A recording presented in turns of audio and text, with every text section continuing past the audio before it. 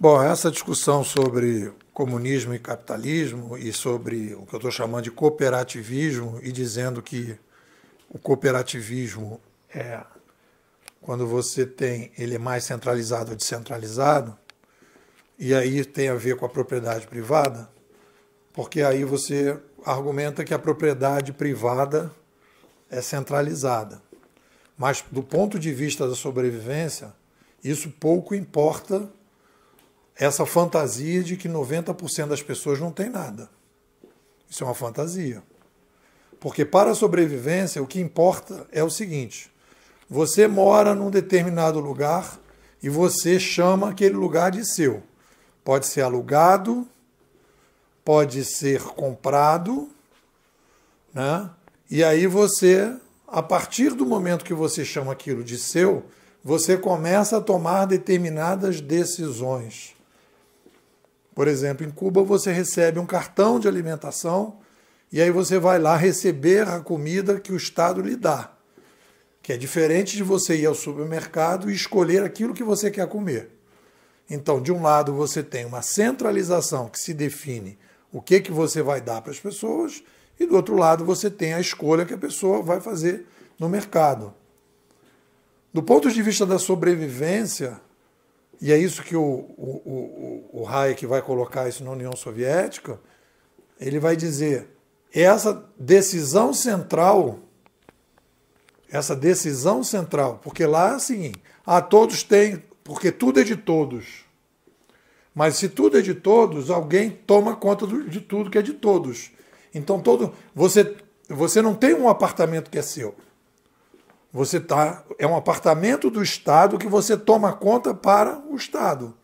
Mas a qualquer momento o Estado pode reivindicar aquilo ou colocar alguém no seu apartamento. Então, para mim, o que está colocado, se a gente for olhar para trás, e aí a gente não pode projetar o que as pessoas acham que vai funcionar para frente, e aí acho que é a diferença do Marx para o Adam Smith. O Adam Smith falou, vamos ver o que funcionou e vamos tentar repetir o que funcionou e melhorar. O Marx diz, não, vamos projetar o que vai funcionar. E até hoje está se propondo essa mudança e a coisa não sai. Né? Então, do ponto de vista da sobrevivência, a distribuição, né, do que estou chamando de propriedade privada é a pessoa toma decisões. Quanto mais você descentralizar as decisões, mais fácil fica lidar com a complexidade.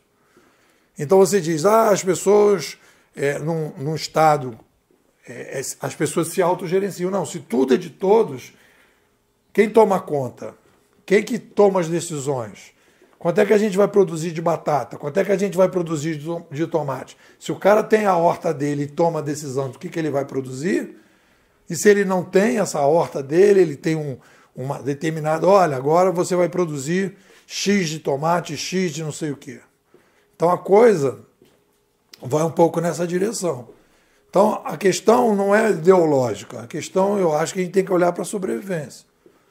O que traz resultado em termos de sobrevivência é a capacidade que as pessoas têm de decidir. Então, a experiência que você tem dos sistemas ditos socialistas ou ditos comunistas é o Estado toma decisão por todo mundo. Não há essa descentralização das decisões. E aí as decisões vão ficando ruins. E aí, conforme elas vão ficando ruins, a complexidade vai ficando ruim. Aí começa a ter escassez. A escassez vem exatamente da impossibilidade das pessoas poderem tomar decisões. Então, não concordo em dizer que o que existe é uma concentração. Aí vamos trabalhar com a ideia que é o seguinte: nós estamos saindo de uma concentração de mídia que gera uma concentração de grandes empresas e que gera uma concentração de capital. Mas isso é uma característica do sistema do cooperativismo mais descentralizado, que a gente está chamando de capitalismo, ou é um problema da própria concentração da informação, etc.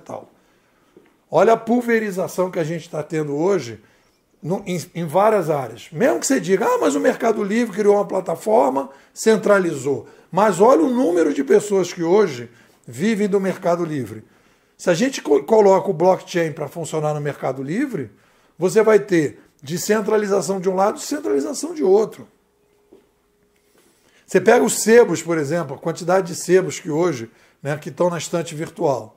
Se esses sebos têm uma plataforma blockchain, você tem a descentralização da descentralização, que é uma coisa mais, entre aspas, anarco-cooperativa do que isso, em que as pessoas podem, inclusive, decidir qual produto vai colocar, que produto vai colocar, e fiscalizado pelo próprio cliente. Então, na verdade, quando a gente diz que há uma concentração de renda, essa concentração de renda, né, essa concentração de renda que, apesar de todas as melhorias que aconteceram na sociedade, né, tem um livro muito interessante que chama Factfulness, que é a análise das últimas décadas baseada em fatos. E aí a gente vai analisar isso. Aí pega, por exemplo, o caso da China. Né? A China é extremamente centralizadora. Caso de Cuba, extremamente centralizador. Da Coreia do Norte, tudo a decisão em cima de uma pessoa só. Né? De um grupo muito pequeno de pessoas. Então, a possibilidade de ter uma sobrevivência com diversificação, resolvendo o problema da quantidade e da qualidade, ponto. Agora, eu não gosto de analisar o século passado, não acho adequado analisar o século passado, que foi um século de aumento populacional e concentração de mídia, e chegar à conclusão que o ambiente, né, mais sofisticado da cooperação oral-escrita, que foi o mais descentralizado que a gente conseguiu criar, que foi o livre mercado, né, que a gente precisa dar um nome, né, cooperativismo oral escrito, né, de livre mercado, ou de mercado mais distribuído. Esse modelo não pode ser avaliado a partir do momento que você tem a concentração. A gente tem claramente, a tendência agora é a descentralização. Então o problema não é o modelo. Se a gente está falando aqui dos efeitos da mídia, a gente tem que falar dos efeitos da mídia na sobrevivência. E aí você tem, da mesma maneira que você concentrou a mídia, você concentrou o capital. Porque as organizações passaram a fazer propaganda nos grandes meios de comunicação e os pequenos não podiam fazer essa divulgação. Então foi cada vez aumentando mais. E agora há uma redução da presença desses perfis, mas aí criou-se uma terceira, que é a concentração. Mas isso vai acontecer, vai ser contínuo, ou a gente vai começar a ver a blockchainização? Então a gente tem que separar o que é a concentração em função da concentração midiática e o que é do sistema. E eu acho que essa confusão a gente não pode fazer.